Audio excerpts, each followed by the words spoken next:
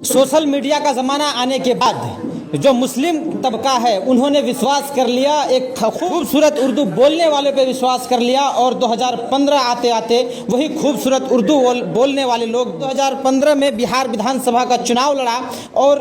हर seat पर जो है मुंह की खानी पड़ी। लेकिन लगातार जो है लोग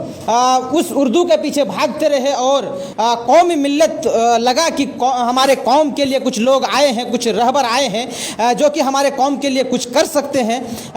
इसलिए लोग यहाँ के युवा जो है बिहार और ख़ास करके सीमांचल इलाके के लोग AIMIM से जुड़ते चले गए। लेकिन AIMIM का कारनामा जब आप सुनेंगे, जब आप देखेंगे, जब आप अपनी आंखों से देखेंगे तो आपको पता चलेगा कि हकीकत क्या है इनकी, ये किस मंशा के साथ बिहार में एंट्री मारे हैं या बिहार में काम करने वाले लोग AIM से जो लोग जुड़े हुए हैं, जो सदर हैं, जो उपाध्यक्ष हैं और जो साथ ही साथ जो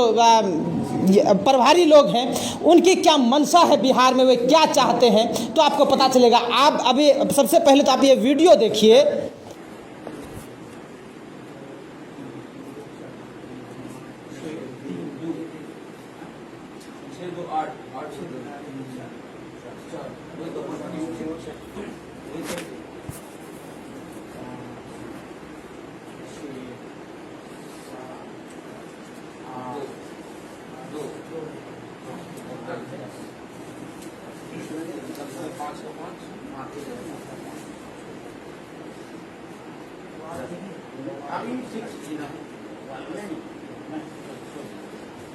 ध्यान न ना,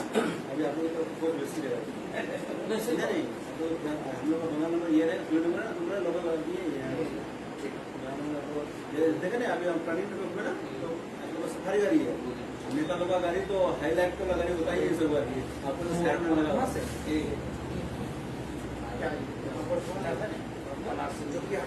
अच्छा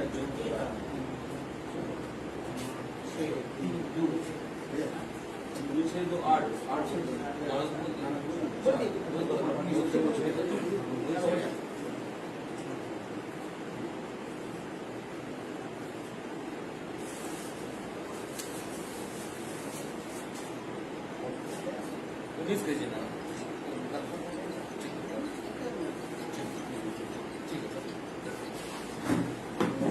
इस वीडियो में आप देख रहे थे कि किस तरह से जो है पैसे की लेन देन हो रही है, बोरा में कस करके और पन्नी में पॉलीथीन में पैसे भर करके गिन करके पॉलीथीन भरा जा रहा है पैसे का, और गाड़ियों में पैसे ले जा रहे हैं। काले दो लोग यहाँ पे बैठे हुए हैं, 3 लोग को आप देख रहे थे वीडियो में। इस वक्त हमारे साथ मुर्शीद आलम है, जिनका जो है जिनके नाम की घोषणा असदुद्दीन ओवैसी ने ट्वीट करके दी थी कि जो कि हाट विधानसभा से मुर्शीद आलम चुनाव लड़ेंगे AIMIM के सिंबल पर। लेकिन 3 दिन में ऐसा क्या हो जाता है कि मुर्शीद आलम को सिंबल नहीं मिलता है, सिंबल किसी और के पास चले जाता है। तो आप समझिए कि जो खेल खेला गया, ये जो आप पन्नियों में गाड़ियों में भर कर पैसे ले जाते हुए देख रहे हैं, ये खेल किसी और का नहीं। आप जिसको समझ रहे हैं कि कौम का रहनुमा है, आप जिसको समझ रहे हैं कि युवा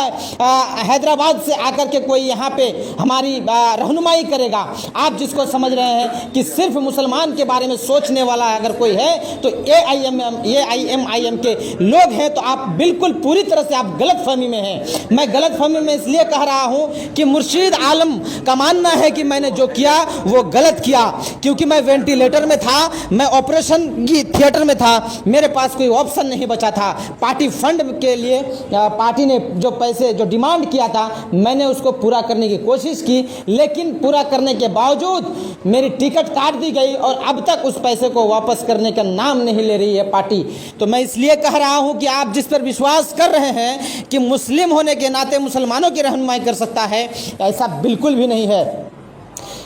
ऐसा इसलिए नहीं है कि जिस पार्टी के लोग, जिस पार्टी के सदर, जिस पार्टी के प्रदेश उपाध्यक्ष, जिस पार्टी के प्रदेश प्रभारी ने पूरा खेल खेला पूरे सीमांचल में, उसके बारे में आप समझ ही सकते हैं कि क्या हुआ। आइए हम जो है